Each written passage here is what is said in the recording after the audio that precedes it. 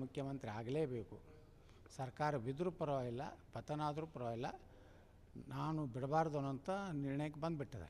ಇವತ್ತಿನ 2-3 ದಿವಸದ ಹೇಳಿಕೆಗಳನ್ನ ನೀವು ನೋಡಿಬಿಟ್ರೆ ಗಟ್ಟಿಯಾಗಿ ಮಾತಾಡ್ತಾ ಇದ್ದಾರೆ. ದಿಲ್ಲಿಗೆ ಅದಕ್ಕೆ ಬಂದಿದ್ದೇನೆ, ಗಾಳಿ ಮಳೆ ಬಿಸಿಲು ನೀರು ನೋಡ್ಲಿಕ್ಕೆ ಬಂದಿಲ್ಲ, ನಾನು ರಾಜಕಾರಣ ಮಾಡಕ್ಕೆ ಅಂದರೆ ಅವರು ಗಟ್ಟಿಯಾಗಿ ಅವರು ಇದು ಮಾಡ್ತಾಯಿದ್ದಾರೆ. ಮತ್ತು ಸಿದ್ದರಾಮಯ್ಯನವರು ಅವರು ಬಿಡಬಾರ್ದಂತ ಅವರು ಗಟ್ಟಿಯಾಗಿ ಇವರಿಬ್ಬರ ಕಚಾಟದಲ್ಲಿ ಪತನ ಆದರೂ ಆಶ್ಚರ್ಯ ಇಲ್ಲ. ಸಿದ್ದರಾಮಯ್ಯನವರು ಅವರಿಗೆ ಬೇಕಾದ ಅಧಿಕಾರಿಗಳನ್ನು ಬೇಕಾದಾಗೆ ಟ್ರಾನ್ಸ್ಫರ್ ಮಾಡಿಸ್ಕೊಂಡಿದ್ದಾರೆ.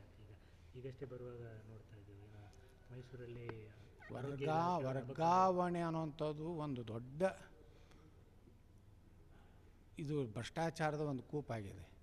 ಅದು ನೇರವಾಗಿ ಸಿದ್ದರಾಮಯ್ಯನವರ ಮಗ ಮತ್ತು ಭೈರತಿ ಸುರೇಶ್ ಇಡೀ ವರ್ಗಾವಣೆ ದಂಧೆಯಲ್ಲಿ ಕೆಲವೊಂದು ಜಿಲ್ಲೆಯ ಶಾಸಕರು, ಉಸ್ತುವಾರಿ ಸಚಿವರು ಸಹಿತ ಇವರ ಹಸ್ತಕ್ಷೇಪದಿಂದ ಸಾಕಷ್ಟು ಮುಖ್ಯಮಂತ್ರಿಗಳ ಬಗ್ಗೆ ಬೇಸರ ವ್ಯಕ್ತಪಡಿಸ್ತಾ ಇದ್ದಾರೆ. ಆ ರೀತಿ ಒಂದು ವಾತಾವರಣ ತಯಾರಾಗಿದೆ. ಯಾಕಂದರೆ ನಾನು ಹೇಳಿದೆ ವಿಧಾನಸಭೆಯಲ್ಲಿ, ಸಿದ್ದರಾಮಯ್ಯನವರೇ ನೀವು ಕರ್ನಾಟಕದ ಅತಿ ಹೆಚ್ಚು ಅವಧಿಯ ಮುಖ್ಯಮಂತ್ರಿ, ದೇವರಾಜ ಅರಸರ ಒಂದು ದಾಖಲೆ ಮುರಿದ್ರಿ ಅಂತ ಹೇಳಿದ್ರಿ, ಹೆಚ್ಚು ಬಜೆಟ್ ಕೊಟ್ಟಂಥ ಒಬ್ಬ ಫೈನಾನ್ಸ್ ಮಿನಿಸ್ಟರ್ ಅಂತ ಹೇಳಿದ್ರಿ. ಕೊನೆಗೆ ನೀವು ಹೋಗುವಾಗ ರಾಜ್ಯದ ಅತ್ಯಂತ ಕಡು ಭ್ರಷ್ಟ ಮುಖ್ಯಮಂತ್ರಿ ಅಂತ ಹೆಸರು ಹಾಕ್ಕೊಂಡು ಹೋಗಬೇಡಿ, ರಾಜ್ಯಕ್ಕೆ ಒಳ್ಳೆಯದನ್ನು ಮಾಡಿ. ಜನ ಏನೋ ಅವರು ಹೇಳ್ತಾರೆ, ಕೆಲವೊಂದು ಕಾಂಗ್ರೆಸ್ಸಿನವ್ರು ಹೇಳ್ತಾರೆ ಇದು ಕೊನೆ ಬಜೆಟ್ ಆಗ್ತದೆ ಅಂತ ಹೇಳ್ತಾರೆ. ಇವರು ಸಿದ್ದರಾಮಯ್ಯ ಹೇಳ್ತಾರೆ ಈ ಪೂರ್ಣ ಅವಧಿಗೆ ನಮ್ಮ ತಂದೆಯವರು ಮುಗಿಸ್ತಾರತ್ತ ಅವ್ರ ಮಗ ಹೇಳ್ತಾರೆ. ಒಟ್ಟು ಗೊಂದಲದಲ್ಲಿದೆ. ಹೈಕಮಾಂಡ್ ವೀಕ್ ಆಗಿದೆ. ರಾಹುಲ್ ಗಾಂಧಿಗೆ ತಲೆಯಲ್ಲಿ ಮೆದುಳಿಲ್ಲ. ಸೆಂಟ್ರಲ್ ಮಿನಿಸ್ಟರ್ ಆಗಿದ್ದವರು ಈಗ ಅಲ್ಲಿ ಅಧಿವೇಶನ ನಡೀತಾ ಇರೋದು, ರಾಹುಲ್ ಗಾಂಧಿ ಅವರ ವರ್ತನೆ ನಿಮ್ಗೆ ಏನು ಅನ್ನಿಸ್ತದೆ? ಅವರು ರಾಹುಲ್ ಗಾಂಧಿ ಒಬ್ಬ ಅಪ್ರಾಪ್ತ ಬುದ್ಧಿ ಇರಲಾರ್ದವ. ನೋಡಿರಿ, ಸದನ ನಡಿಬೇಕು, ಚರ್ಚೆ ಆಗಬೇಕು. ನೀವು ಚರ್ಚೆನೇ ಮಾಡೋದಿಲ್ಲ. ಯಾವುದೋ ಒಂದು ಪುಸ್ತಕ ಇನ್ನೂ ಅದು ಇದುವೇ ಆಗಿಲ್ಲ, ಪಬ್ಲಿಷೇ ಆಗಿಲ್ಲ, ಇನ್ನೂ ಅವ್ರು ಬಿಡುಗಡೆ ಆಗಿಲ್ಲ. ಹಂಗೆ ಸಾಕಷ್ಟು ನೆಹರು ಮತ್ತು ಗಾಂಧಿ ಮಂತಂದು ಹಗರಣಗಳು, ಅವರ ಸ್ಕ್ಯಾಂಡಲ್ಗಳು, ಅವರ ಸೆಕ್ಸ್ ಸ್ಕ್ಯಾಂಡಲ್ಗಳು, ಅಂಥವು ಪುಸ್ತಕ ಭಾಳ ಅದಾವ ದೇಶನಾಗ. ಅದನ್ನು ಚರ್ಚೆ ಮಾಡಲಿ ಪಾರ್ಲಿಮೆಂಟ್ನಾಗ. ಇಂದಿರಾ ಗಾಂಧಿಯವರು ಏನೇನು ಗದ್ದಲ ಮಾಡಿದ್ರು, Jawaharlal Nehru lord Mount baton ಹೆಂಡತಿ ಜೋಡ ಏನು ಇದು ಸಂಪರ್ಕ ಇತ್ತು, ಶೇಖ್ ಅಬ್ದುಲ್ಲಾನ್ ಮನಿಯವ್ರ ಜೋಡ ಏನು ಇವನ್ನೂ ಚರ್ಚೆ ಮಾಡಲಿ.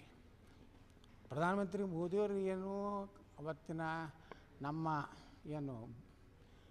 ಏನು ವಾಯುಸೇನೆಯ ಅಧ್ಯಕ್ಷರು ಅವರು ತಮ್ಮ ಪುಸ್ತಕದಲ್ಲಿ ಏನು ಬರ್ತಾರೆ, ಯಾವುದೇ ನಿರ್ಣಯ ನೀವು ತೆಗೆದುಕೊಳ್ರಿ, ಫ್ರೀ ಹ್ಯಾಂಡ್ ಕೊಟ್ಟಾರೆ.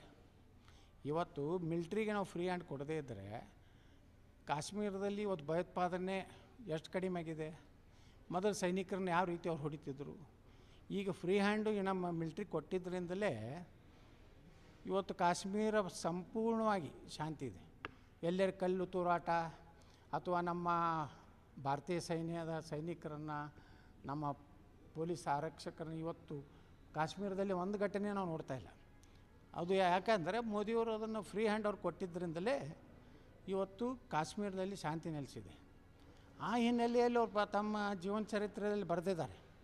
ನೀವು ಏನೇ ನೀವು ತೊಗೊಂಡು ಫ್ರೀ ಹ್ಯಾಂಡ್ ಕೊಟ್ಟಿದ್ದೀವಿ ಅಂದರೆ, ಫ್ರೀ ಹ್ಯಾಂಡ್ ಅಂದರೆ ನಾವು ಸೋತಿದ್ದೀವಿ, ನಾಯಕತ್ವ ವಿಫಲ ಆಗಿದೆ ಅಂತ ಈ ಮೂರ್ಖ ಹೇಳ್ತಾನೆ. ಇವರು ಯಾವಾಗಲೂ ಕಾಂಗ್ರೆಸ್ನವರು ನಮ್ಮ ಸೈನಿಕರಿಗೆ ಕೇಳಬೇಕು. ಹಿಂದೆ ಹೇಳ್ತಿದ್ರು, ಅವ್ರು ಕಲ್ಲು ಹೋಗಿದ್ರೂ ವಾಪಸ್ಸು ಗುಂಡು ಹಾಕುವಂಥದ್ದು ಅಧಿಕಾರ ಇರಲಿಲ್ಲ. ನಮ್ಮ ಸೈನಿಕರೇ ಹೊಡೆದು ಬಿಡ್ತಿದ್ರು ಕಲ್ಲು ಜಜ್ಜಿ.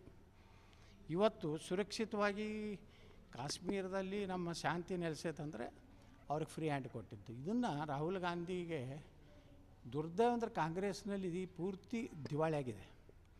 ಅವರು ಯಾರೂ ತಮ್ಮ ನಾಯಕ ತಪ್ಪು ಮಾಡಿದಾಗ ಇದು ನೀ ತಪ್ಪು ಮಾಡ್ತಾ ಇದೆಯಾ ಅಂತ ಹೇಳುವಂಥ ಒಬ್ಬ ಲೀಡ್ರ್ ಇಲ್ಲ. ಈ ಪ್ರಿಯರಂಜನ್ ನಮ್ಮ ಇವರಿದ್ದರು, ನಮ್ಮ ಹಿಂದಿನ ರಾಷ್ಟ್ರಪತಿಗಳು ಪ್ರಣಬ್ ಮುಖರ್ಜಿ ಅವ್ರು ತಪ್ಪಾದಾಗ ಹೇಳ್ತಿದ್ರು. ಅಂಥ ನಾಯಕತ್ವ ಇಲ್ಲ, ಎಲ್ಲ ಚೇಲಗಳಿಗೆ ಸೇರಿಬಿಟ್ಟಿದ್ದಾರೆ. ಅದರೊಳಗೆ ಆ ಕೇರಳದ ಒಬ್ಬ ಆ ಕೇರಳ ತಾನು ಸ್ವಂತ ಲೋಕಸಭೆಗೆ ಆರಿಸ್ಬರಲ್ಲ ಅಂತ ವ್ಯಕ್ತಿ ಮಾತು ಕೇಳ್ಕೊಂಡು ಈ ದೇಶದಲ್ಲಿ ವಿರೋಧ ಪಕ್ಷ ಒಬ್ಬ ಹೆಂಗಿರಬೇಕು, ಅವ್ರಿಗೇನಾದರೂ ದೇಶದ ಬಗ್ಗೆ ಚರ್ಚೆನೇ ಮಾಡೋದಿಲ್ಲ. ಬರಗಾಲದ ಬಗ್ಗೆ, ಅತಿವೃಷ್ಟಿ ಬಗ್ಗೆ, ನೀರಾವರಿ ಬಗ್ಗೆ ಏನು ಲೋಕಸಭೆಯಲ್ಲಿ ಏನು ಚರ್ಚೆ ಆಗ್ತಾಯಿದೆ? ಬರೀ ಚಿಲ್ಲರೆ.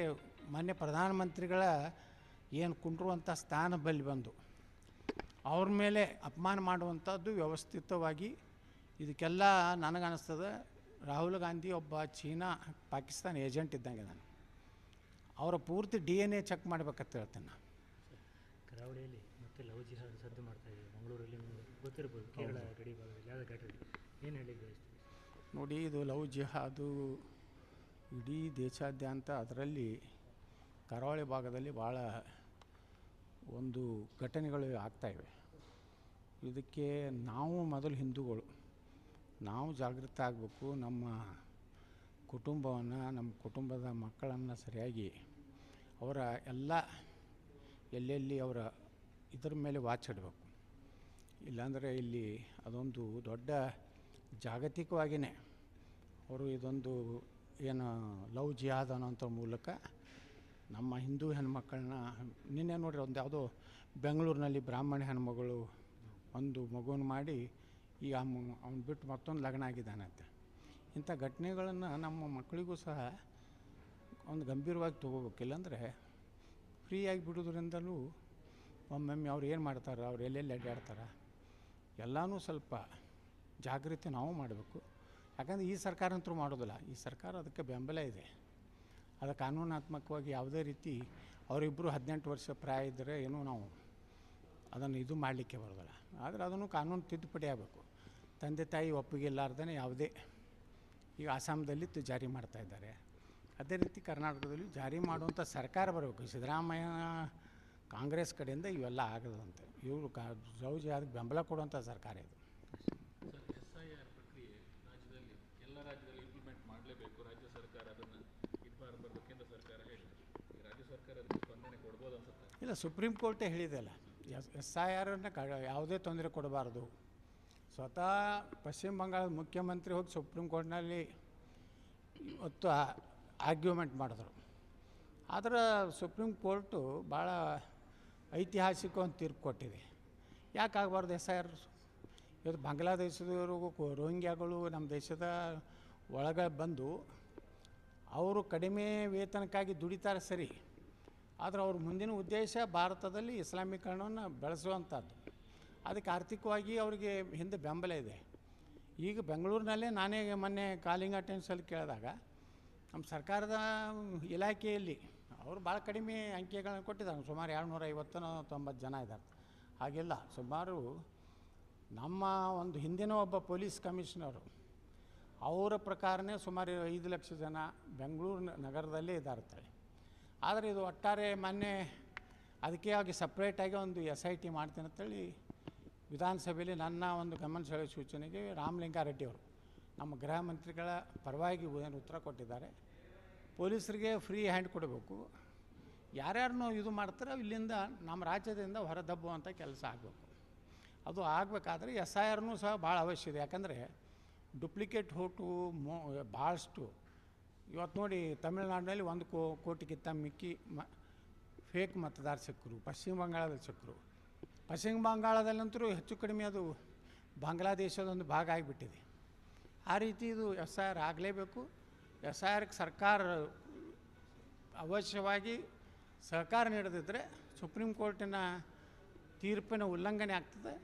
ಸರ್ಕಾರ ವಜಾ ಮಾಡುವಂಥ ಅನಿವಾರ್ಯತೆ ದೇಶದಲ್ಲಿ ಬರ್ಬೋದು.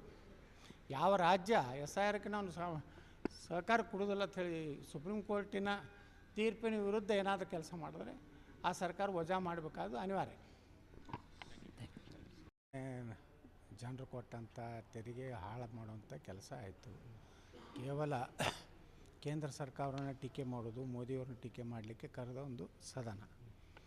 ರಾಮ್ಜಿ ಬಗ್ಗೆ ಚರ್ಚೆನೂ ಸರಿಯಾಗಿ ಆಗಲಿಲ್ಲ. ಅಬಕಾರಿ ಇಲಾಖೆ ಭ್ರಷ್ಟಾಚಾರ ಬಗ್ಗೆನೂ ಯಾವುದೇ ಒಂದು ತಾರ್ಕಿಕ ಅಂತ್ಯಕ್ಕೆ ಬರಲಿಲ್ಲ. ಈ ರೀತಿ ಈ ಅಧಿವೇಶನದ ಅರ್ಥನೇ ಇರಲಿಲ್ಲ.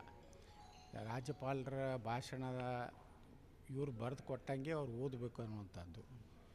ಒಬ್ಬ ಕೇಂದ್ರದ ಪ್ರತಿನಿಧಿ ಆದಂಥ ರಾಜ್ಯಪಾಲರು ಕೇಂದ್ರ ಸರ್ಕಾರವನ್ನು ಟೀಕೆ ಮಾಡಿಸುವಂಥದ್ದು ಒಂದು ಸರ್ಕಾರದ ಒಳ್ಳೆಯ ಲಕ್ಷಣ ಅಲ್ಲ. ನಿರಂತರವಾಗಿ ರಾಜ್ಯ ಮತ್ತು ಕೇಂದ್ರದ ಸಂಬಂಧಗಳು ಹಾಳಾಗುವಂತಹ ಕೆಲಸ ಮಾಡಬಾರ್ದು. ಯಾಕಂದರೆ ಸಾಕಷ್ಟು ಅಭಿವೃದ್ಧಿ ಆಗಬೇಕಾಗಿದೆ, ಕರ್ನಾಟಕಕ್ಕೆ ಸಾಕಷ್ಟು ಹಣ ಬರಬೇಕಾಗಿದೆ. ಅದು ವಿಧಾನಸಭೆಯಲ್ಲಿ ಒಂದು ಆರೋಗ್ಯಕರವಾದಂಥ ಚರ್ಚೆ ಆಗಬೇಕಾಗಿತ್ತು. ಅದು ಆಗದೆ ಒಂದು ರೀತಿ ಈ ಸದನ ಕೇವಲ ಶಾಸಕರ ಒಂದು ಸಂಬಳ ಭತ್ಯೆಗಾಗಿ ಮಾಡಿದಂಥ ಒಂದು ಕಾರ್ಯಕ್ರಮ ಆಯಿತು.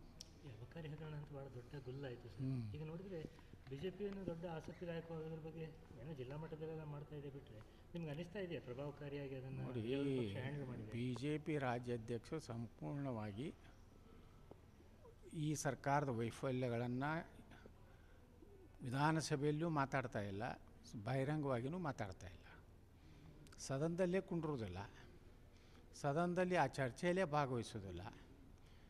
ಮತ್ತು ರಾಜ್ಯಪಾಲರ ವಂದನಾ ನಿರ್ಣಯದಲ್ಲಿ ಕೇಂದ್ರ ಸರ್ಕಾರದ ಗುಣಗಾನ ಮಾಡೋದು ಬಿಟ್ಟು ರಾಜ್ಯ ಸರ್ಕಾರ ಏನು ಜಿ ಬಗ್ಗೆ ತಪ್ಪು ಒಂದು ಜನರಲ್ಲಿ ತಪ್ಪು ಮೂಡಿಸುವಂಥ ಕೆಲಸ ಮಾಡಿದ್ರೂ ಸಹ ಅದನ್ನು ಸಮರ್ಥವಾಗಿ ಇವತ್ತು ವಿಧಾನಸಭೆಯಲ್ಲಿ ಚರ್ಚೆ ಆಗಲಿಲ್ಲ.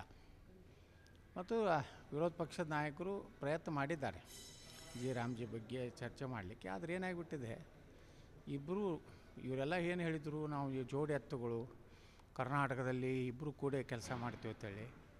ಆ ರೀತಿ ಬಿ ಜೆ ಪಿಯಲ್ಲಿ ಮೊನ್ನೆ ಅಧಿವೇಶನದಲ್ಲಿ ಎಲ್ಲೋ ನಾನು ಭಾಳ ಉಗ್ರ ಟೀಕೆ ಮಾಡಿದಂದ್ರೆ ನನ್ನೆಲ್ಲ ಫೈಲ್ಗಳನ್ನು ತೆಗೆದಿಡ್ತಾರೆ ಅನ್ನುವಂಥ ಭಯದಿಂದ ಈ ಸದನದಿಂದ ಓಡಿ ಹೋದಂಥದ್ದು ನಾವು ನೋಡಿದೆವು. ಯಾವ ಅಬಕಾರಿ ಹಗರಣದಲ್ಲಿಯೂ ಮಾತಾಡಲಿಲ್ಲ.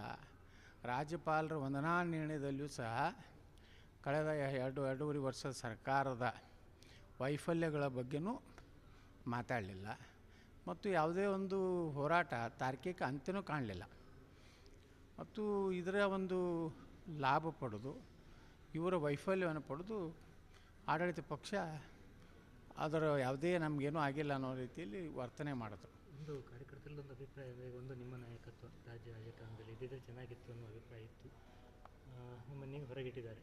ಅನಂತಕುಮಾರ್ ಹೆಗಡೆ ಅವರ ರಾಜ್ಯ ರಾಜಕಾರಣಕ್ಕೆ ಮರಳುತ್ತಾರೆ ಅನ್ನೋದು ಭಾಳ ದೊಡ್ಡ ಚರ್ಚೆ ಆಗ್ತಾಯಿದೆ 2-3 ದಿನದಿಂದ.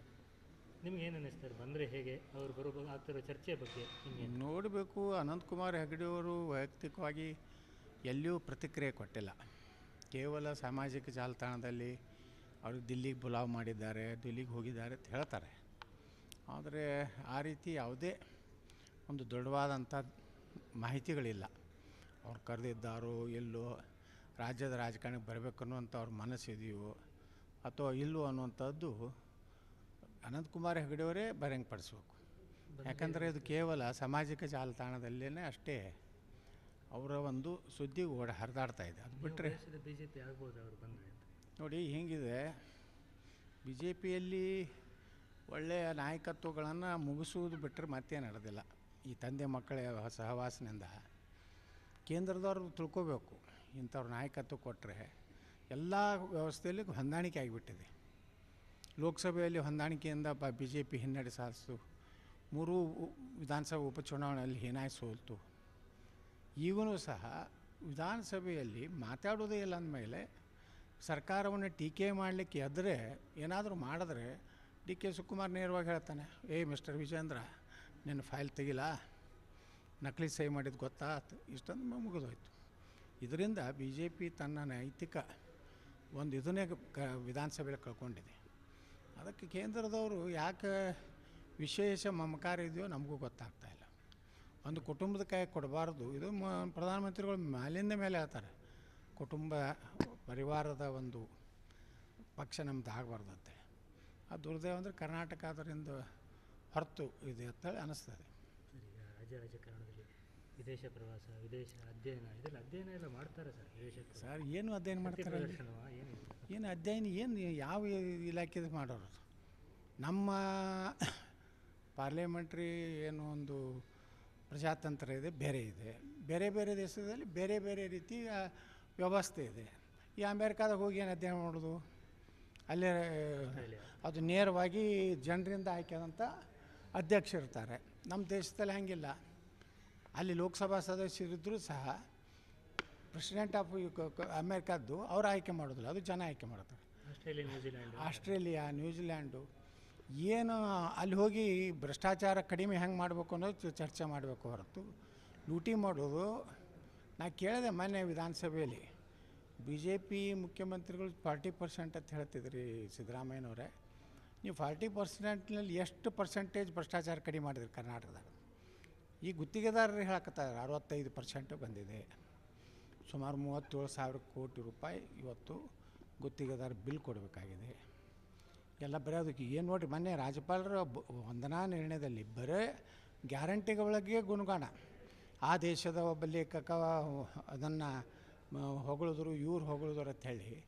ಆದರೆ ಮೊನ್ನೆ ಆರ್ ವಿ ದೇಶಪಾಂಡೆರು ಹೇಳಿದ್ದಾರೆ, ಈ ಗ್ಯಾರಂಟಿಯಿಂದ ಅಭಿವೃದ್ಧಿ ಆಗ್ತಾಯಿಲ್ಲ ಅಂತ. ಒಬ್ಬ ಹಿರಿಯ ಕಾಂಗ್ರೆಸ್ಸಿನ ಶಾಸಕರು ಆರ್ ವಿ ದೇಶಪಾಂಡೆಯವರೇ ಇದನ್ನು ಟೀಕೆ ಮಾಡಿದ್ದಾರೆ. ಆದರೆ ಇವತ್ತೇನು ವಿದೇಶಕ್ಕೆ ಹೋಗಿದ್ದಾರಲ್ಲ, ಇವರೇನೂ ಅಧ್ಯಯನಕ್ಕೆ ಹೋಗಿಲ್ಲ.